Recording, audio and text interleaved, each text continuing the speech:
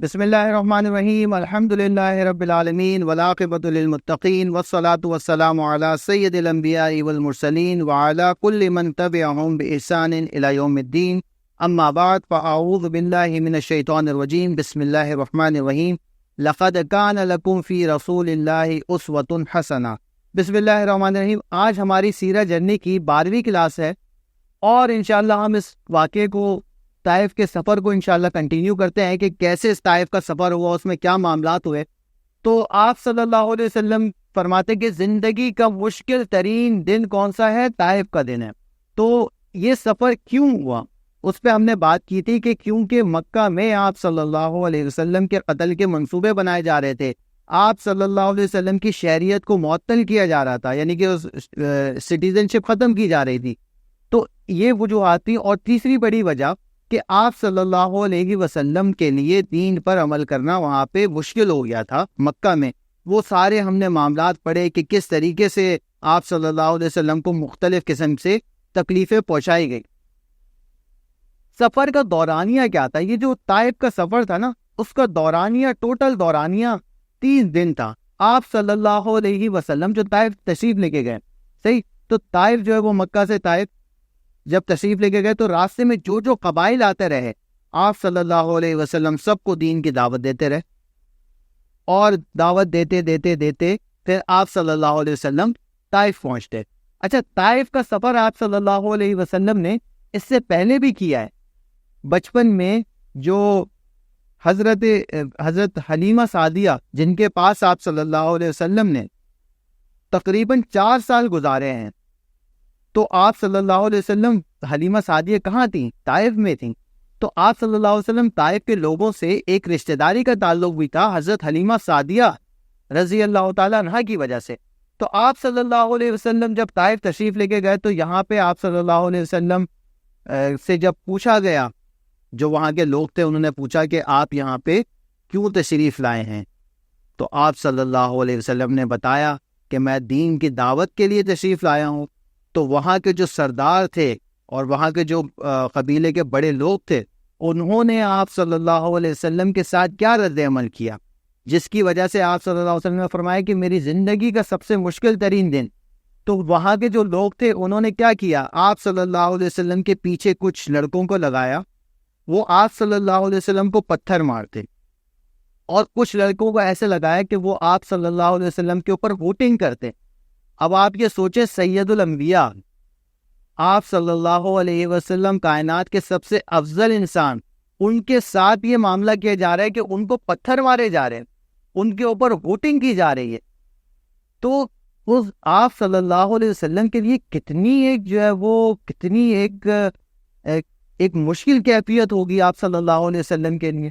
تو کیا کیا بچوں نے، لڑکوں نے پتھر آپ صلی اللہ علیہ وسلم کو مارنا شروع کیے، اور آپ صلی اللہ علیہ وسلم کو جو پتھر مارے گئے، زید بن حارثہ ساتھ ہے، تو جب پتھر لوگ مارتے تو زید بن حارثہ گھومتے آپ صلی اللہ علیہ وسلم کے گرد کہ پتھر مجھے لگ جائے، اور جتنے پتھر میں کھا سکتا ہوں، میں اپنی ذات سے آپ صلی اللہ علیہ وسلم کو جو فائدہ پہنچا سکتا ہوں، جو کچھ میں پتھر روک سکتا ہوں وہ میں روک لوں۔ تو زید بن حارثہ گرد گھومتے اور آپ صلی اللہ علیہ وسلم کے جو بھی پتھر وہ کھا سکتے تھے اپنے جسم پر وہ کھاتے۔ تو بہرحال اگر اس کو تھوڑا سا امیجن کریں اس معاملے کو کہ طائف کا سفر ہے، آپ صلی اللہ علیہ وسلم اور زید بن حارثہ مسافر، ٹھیک، وہ طائف میں موجود ہے، اور طائف کے لوگوں کا کیا رد عمل ہے سید الانبیاء کے ساتھ، اور وہ اتنی زور زور سے پتھر آپ صلی اللہ علیہ وسلم کو مارتے کہ آپ صلی اللہ علیہ وسلم کے اتنی زور سے پتھر لگتے، اور مسلسل اتنے سارے پتھر لگے کہ آپ صلی اللہ علیہ وسلم کے جسم سے خون آنے لگا۔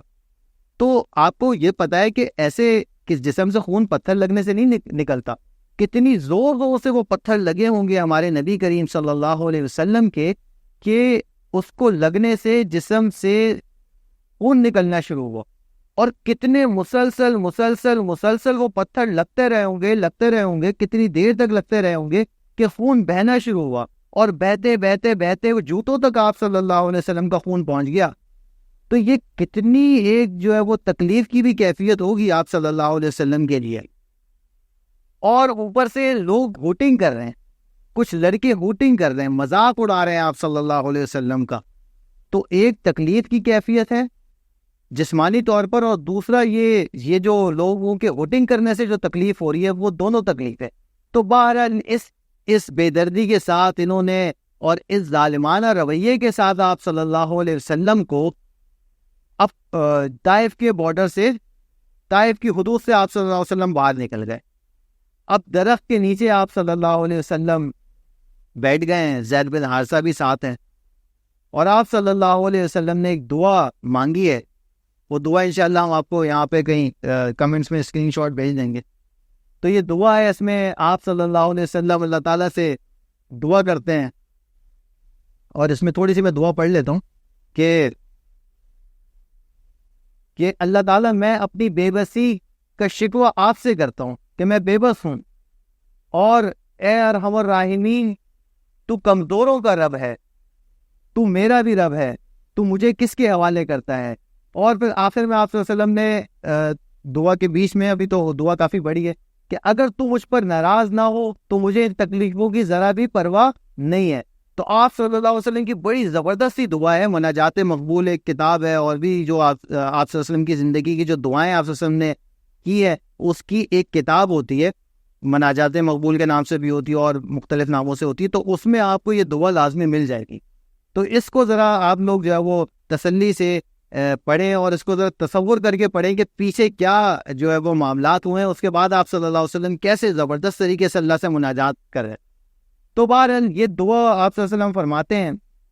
تو آپ صلی اللہ علیہ وسلم ابھی درخت کے نیچے تشریف فرمائیں، زید بن حارثہ ساتھ ہے، طائف کے حدود سے باہر نکل چکے. تو کیا ہوتا ہے کہ ہمیشہ آپ نے سنا ہوگا کہ جبرائیل علیہ السلام جو ہے آپ صلی اللہ علیہ وسلم کے پاس آتے ہیں. فرشتے ہیں نا جبریل علیہ السلام، جبریل کہہ لیں یا جبرائیل کہہ لیں، دونوں صحیح ہے تلفظ. تو جبریل علیہ السلام آپ صلی اللہ علیہ وسلم کے پاس آتے ہیں، اور فرشتوں میں سب سے افضل کون ہے؟ جبریل علیہ السلام. تو آج جبریل علیہ السلام ایک اور فرشتے کے ساتھ آتے ہیں. اللہ تعالیٰ نے بہت ساری جو مینجمنٹ ہے فرشتوں کے حوالے کی ہیں.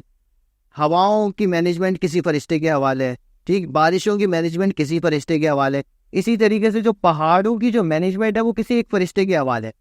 تو ملک الجبال کہتے ہیں، یعنی کہ جبال پہاڑوں کو کہتے ہیں، اور ملک کہتے ہیں فرشتے کو. تو پہاڑوں کی مینجمنٹ جس کے ذمہ وہ والا فرشتہ.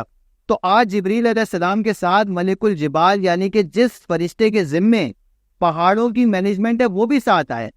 اچھا، تو کیا کہتے ہیں وہ فرشتے آ کے آپ صلی اللہ علیہ وسلم سے کہتے ہیں کہ ہم ان طائف والوں کا ڈیتھ وارنٹ لے کے آئیں. اللہ تعالیٰ کی طرف سے اجازت ہے کہ ان کو کیا کیا جائے. طائف جو تھا نا وہ دو پہاڑوں کے درمیان ایک وادی تھی. تو کیا فرشتہ کہتا ہے کہ اللہ کی طرف سے یہ آرڈر ہے کہ آپ صلی اللہ علیہ وسلم سے یہ اپروول لے لیں کہ ہم یہ کہتے ہیں کہ دونوں پہاڑوں کے درمیان جو یہ وادی ہے دونوں پہاڑوں کو ملا دیں گے، اور ان کی جو کہانی ہے یہیں پہ ختم ہو جائے گی کہ انہوں نے ہمارے نبی کریم صلی اللہ علیہ وسلم کے ساتھ جو معاملہ کیا ہے اس کی سزا ان کو یہیں مل جائے گی. تو آپ صلی اللہ علیہ وسلم سے کہتے ہیں کہ بھائی اللہ تعالیٰ کی طرف سے تو ایک طریقے سے ڈیتھ وارنٹ ہے نا، اللہ تعالیٰ کی طرف سے اب اجازت ہے کہ اب ان کو جو ہے وہ ختم کر دیا جائے. تو آپ صلی اللہ علیہ وسلم کے پاس ابھی آپشنز ہے یس اور نو کے اللہ تعالیٰ کی طرف سے. تو آپ صلی اللہ علیہ وسلم اس پہ کیا جواب دیتے ہیں؟ آپ صلی اللہ علیہ وسلم اس پہ کہتے ہیں کہ ہو سکتا ہے کہ ان کی آگے آنے والی نسلوں میں لوگ مسلمان ہو جائیں. اور آپ صلی اللہ علیہ وسلم جو اگر کوئی آپ کو کہے نا صبر کا درجہ احسان، یعنی کہ صبر کی ایکسیلنس، پیشنس کی ایکسیلنس آف پیشنس نا، کہ صبر کا درجہ احسان یعنی کہ صبر کا جو ہائیسٹ رینک ہے نا، اگر وہ کسی کو سمجھانا ہو نا تو یہ واقعہ ہم سمجھا دیں کسی کو طائف کا، اور اس کے بعد آپ صلی اللہ علیہ وسلم کے پاس اللہ تعالیٰ کی طرف سے آپشن ہے کہ ان کو جو ہے وہ ختم کر دیا جائے. اب آپ یہ بتائیں کہ آپ صلی اللہ علیہ وسلم پہ ظلم ہوا تھا؟ بالکل. آپ صلی اللہ علیہ وسلم حق پہ تھے؟ بالکل ایسا ہی ہے. آپ صلی اللہ علیہ وسلم اگر اس پہ ہاں کہہ دیتے تو وہ بھی انصاف کی بات تھی نا، کہ اتنا ظلم ہوا، آپ صلی اللہ علیہ وسلم نے ہاں کر دی، اور ان کا جو ہے ان کو سزا مل جانی چاہیے تھی. اور اگر آپ صلی اللہ علیہ وسلم اس پہ ہاں کر دیتے تو کوئی بدلہ لینے والا بھی نہیں تھے نا. ایسے بھی کہہ سکتے نا کہ کوئی طائف کی طرف سے، طائف والوں کی طرف سے کوئی آپ صلی اللہ علیہ وسلم سے بدلہ لے لیتا، یا کوئی آپ صلی اللہ علیہ وسلم کو بعد میں کوئی جو بدلے کے لیے آتا آپ صلی اللہ علیہ وسلم کے پاس. یہاں تو ایک نیچرل ڈیزاسٹر ہوتا اور یہ کہانی ختم ہو جاتی.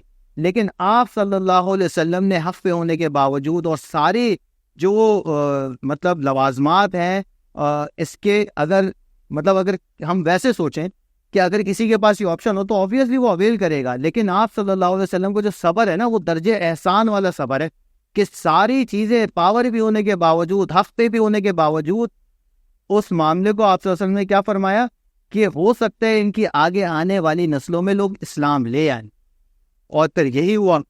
تو اس سے ہمیں کیا سبق ملتا ہے؟ ہمیں یہ سبق ملتا ہے کہ ہمیں صبر کرنا چاہیے۔ اور آپ صلی اللہ علیہ وسلم کے وہاں پہ تو آپ صلی اللہ علیہ وسلم نے جو صبر کیا، آپ صلی اللہ علیہ وسلم کے سامنے تو غیر مسلم تھے نا، انہوں نے آپ صلی اللہ علیہ وسلم کے ساتھ اتنا کچھ کیا تھا، ہم تو اپنوں کے ساتھ صبر نہیں کر پاتے۔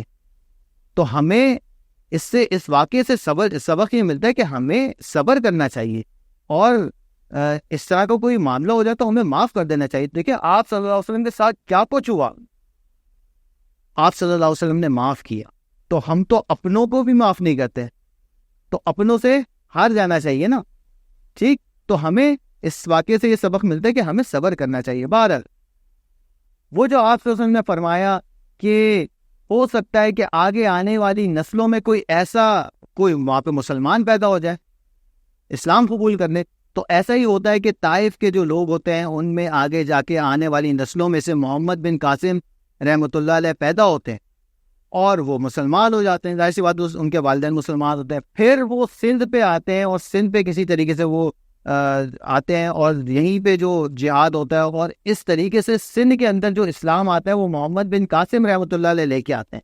اس سے پہلے ظاہر سی بات ہے کہ یہاں پہ سندھ میں تو آپ کو پتہ ہے مشہور ہے کہ ہندوازم تھا اور بھی مختلف قسم کے مذاہب تھے، تو اگر محمد بن قاسم رحمۃ اللہ علیہ سندھ پہ نہ آتے تو یہ پاکستان، انڈیا اور یہ آس پاس کے جو ممالک ہیں تو اس میں اسلام ہی نہ آتا۔ تو ہم اگر یہ اپنے آپ کو مسلمان ہم کہتے ہیں کہ ہم مسلمان ہیں الحمدللہ، تو ہم نبی کریم صلی اللہ علیہ وسلم کو وہ جو اس دن کا صبر تھا، جو آپ صلی اللہ علیہ وسلم نے اس عذاب جو آنے والا تھا کس پہ؟ طائف والوں پہ، اس عذاب کو آپ صلی اللہ علیہ وسلم نے مؤخر کروا دیا، ختم کروا دیا کہ نہیں ان کو عذاب نہ دیں، بلکہ ہو سکتے ہیں ان کے آگے آنے والی نسلوں میں لوگ اسلام لے آئیں۔ تو آج ہم سب جو مسلمان ہیں وہ آپ صلی اللہ علیہ وسلم کے اس صبر کی وجہ سے مسلمان ہیں۔ تو ہمیں یہ سوچنا چاہیے ہمارے کرنے والے کاموں میں سے کہ ہم آپ صلی اللہ علیہ وسلم کے ساتھ کتنی وفا کرتے ہیں، ہم سنتوں پر کتنا عمل کرتے ہیں۔ تو ہم یہ اپنا ذرا محاسبہ کریں، اپنا ذرا آڈٹ کریں کہ ہمارے نبی کریم صلی اللہ علیہ وسلم نے تو ہمارے لیے اتنی قربانیاں دی کہ آپ صلی اللہ علیہ وسلم اتنے لہو لہان ہیں کہ جوتوں تک جو ہے وہ خون پہنچا ہوا ہے، اور اتنی بدتمیزی کی گئی ہے کہ ہوٹنگ کی گئی ہے، اور وہاں پہ بھی آپ صلی اللہ علیہ وسلم نے صبر سے کام لیا ہے، وہ اس لیے کہ میری آگے آنے والی امت جو ہے وہ اسلام لے آئے اور مسلمان ہو جائے۔ اور ہمارا کیا ہمارے نبی کریم صلی اللہ علیہ وسلم کے ساتھ رویہ ہے؟ تو یہ ہمیں سوچنا چاہیے، اس پہ ذرا یہ پوائنٹ کو بھی اپنے پاس اگر نوٹ بک رکھی ہوئی ہے تو اس پہ نوٹ کریں، اور اس پہ کبھی سوچیں کہ ہمارے کون سے ایسے کام ہیں جو خلاف سنت ہیں، تو ایک ایک پوائنٹ کو ذرا لکھیں، اور اس کے بعد جو خلاف سنت کام ہے ان کو آپ چھوڑنے کی کوشش کریں، تاکہ ہم نبی کریم صلی اللہ علیہ وسلم نے جو ہمارے لیے اتنا صبر کیا ہے، اور جس کی وجہ سے آج ہم مسلمان بیٹھے ہیں، تو ہم اس کا کچھ نہ کچھ بے وفائی سے تو بدلہ نہ دینا، کچھ نہ کچھ تو وفا کریں نا ہم اپنے نبی کریم صلی اللہ علیہ وسلم کے ساتھ۔ تو بہرحال یہ محمد بن قاسم رحمۃ اللہ علیہ جس طریقے سے سندھ میں داخل ہوئے، اور پھر وہ آگے جو ہے وہ سندھ اسلام کا باب الاسلام کہا جاتا ہے سندھ کو، تو سندھ میں جو اسلام آیا پھر اس طریقے سے آگے پورے ممالک میں اسلام پھیلا۔ تو اب یہ جو طائف کا واقعہ ہے اس میں کتنے لوگ مسلمان ہوئے؟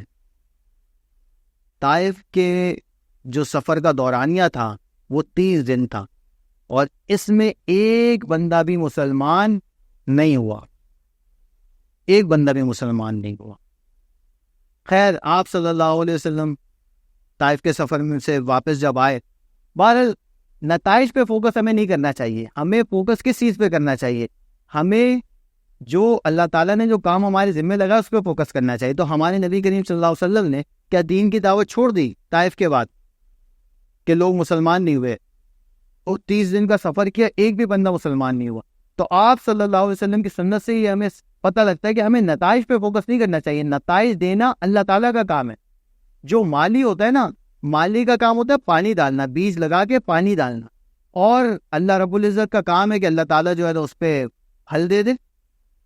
آپ صرف بیج ڈال کے پانی ڈال سکتے ہیں، لیکن آپ کا کام ہے پانی ڈالنا. تو ہمیں نتائج پہ فوکس نہیں کرنا چاہیے، ہمیں اس کام پہ فوکس کرنا چاہیے جیسے ہمارے نبی کریم صلی اللہ علیہ وسلم نے کیا. تو یہاں تک انشاءاللہ ہم کلاس کو رکھتے. پھر آگے ہم بات کریں گے بڑی انٹرسٹنگ سی کہ واپسی میں کیا ہوتا ہے کہ جنات کی ایک جماعت جو ہے وہ قرآن سنتی ہے، اور اس کے بعد پھر وہ آگے کے معاملات انشاءاللہ ہم پڑھیں گے. پھر واقعہ معراج پہ کچھ تھوڑی سی انشاءاللہ بات کریں گے. تو انشاءاللہ نیکسٹ کلاس میں ہم ان دونوں ٹاپکس کو کور کریں گے. وما علینا الا البلاغ. السلام علیکم ورحمۃ اللہ.